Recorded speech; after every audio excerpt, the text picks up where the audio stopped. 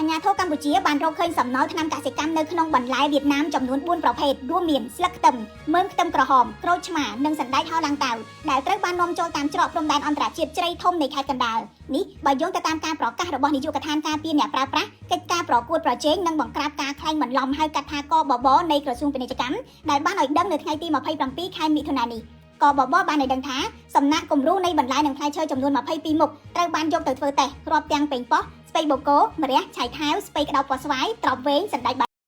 បាទជំរាបសួរពុកម៉ែបងប្អូនទាំងអស់គ្នាជួបគ្នានៅវីដេអូថ្មីវីដេអូថ្ងៃនេះគឺជាព័ត៌មានមួយដ៏សំខាន់ដែរសម្រាប់ពុកម៉ែបងប្អូនដែលគាត់បាទចូលចិត្តបរិភោគនៅផលែបកាដូចជា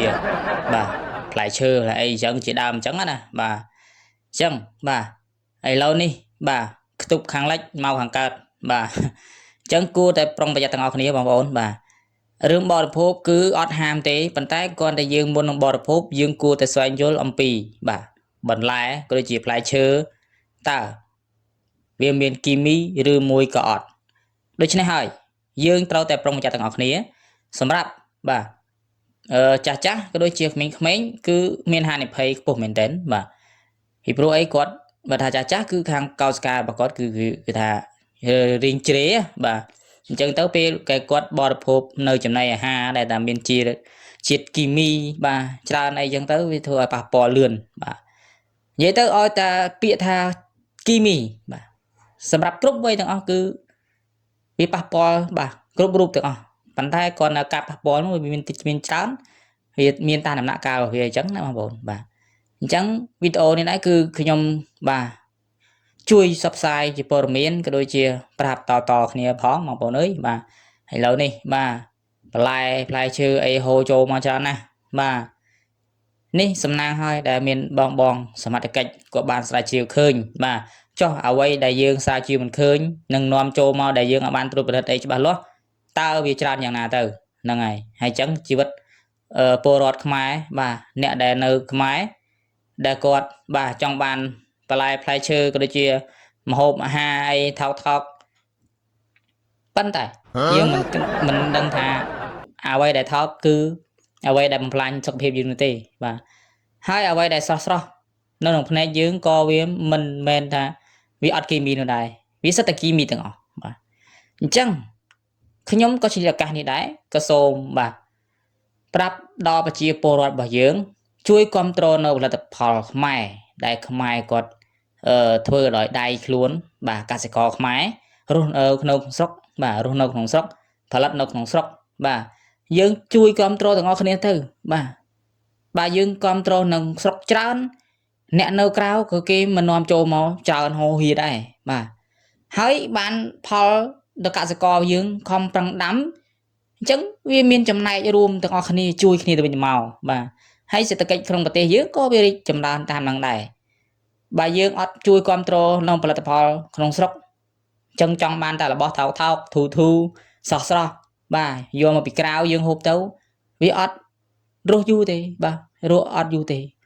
អញ្ចឹងវាប៉ះពាល់ណាស់អញ្ចឹងលទ្ធផលក្នុងស្រុកទោះមានគីមីក៏តិចដែរហ្នឹងហើយ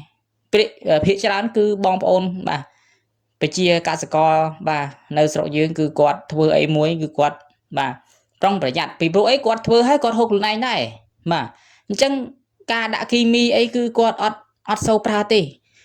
បាទប្រើតែជីធម្មជាតិបាទជីអាចគោជីអាចមន់ជីស្អីហ្នឹងបាទអាចជ្រូកអីហ្នឹងបាទអញ្ចឹងអាហ្នឹងវាថាជីធម្មជាតិបាទ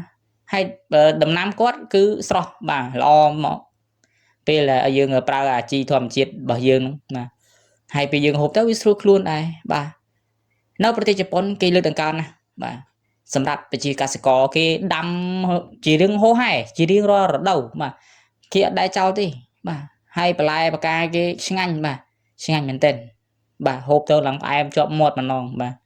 អញ្ចឹងសង្ឃឹមថាពុកម៉ែបងប្អូនចូលរួម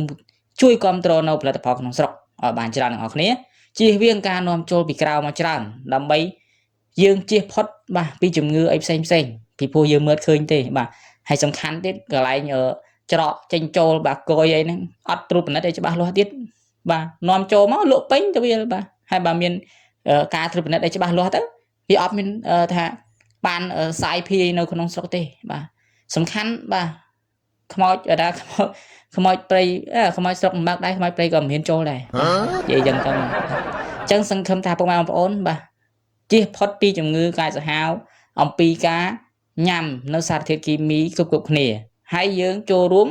គ្រប់គ្រងនៅផលិតផលរបស់ខ្មែរយើងឡើងវិញបាទយើងគ្រប់គ្រងបាទកសិករក៏មានកម្លាំងចិត្តក្នុងការដាំដុះបាទនៅភោគផលបាទនៅបន្លែអីផ្សេងបាទគាត់នឹងមានកម្លាំងចិត្តច្រើនបាទហើយតម្លៃក៏សមរម្យទៅអាហ្នឹងយើងបាទជួយគ្នាទៅវិញទៅមកហើយបាទហើយខ្ញុំឃើញមួយរយៈនេះក៏ដូចជាបងប្អូនខ្មែរយើងដែលគាត់ដែលថាបាទអ្នកមានលុយមួយចំនួនណាបាទគាត់បានបាទជួយទិញបាទនៅបន្លែផ្លែឈើរបស់បងប្អូនយើងដែលគាត់ប្រឹងដាំបាទច្រើនតោនណាបាទអញ្ចឹងបាទខ្ញុំក៏សូមបាទអរគុណនៅទឹកចិត្តដ៏ល្អថ្លៃថ្លានេះមួយផងដែរខ្ញុំក៏ជាខ្មែរខ្ញុំក៏សូមចូលរួមបាទចូលរួមអបអរបាទក៏ដូចជាចូលរួមនៅផ្សព្វផ្សាយអ្វីដែលថាយើងអាចឲ្យខ្មែរយើងបាទជួយចេះយល់គ្នាទៅវិញទៅមកអញ្ចឹងខ្ញុំសង្ឃឹមថាទៅមុខទៅទៀតយើងនឹងបាទខាងផ្នែកកសិកម្មក៏ដូចជាខាងវិស័យផ្សេងគឺនឹងរីកលូតលាស់បាទធំធាត់ឡើងអញ្ចឹងវីដេអូនេះក៏ខ្ញុំសូមនិយាយតែប៉ុណ្ណឹងជួបគ្នានៅវីដេអូក្រោយ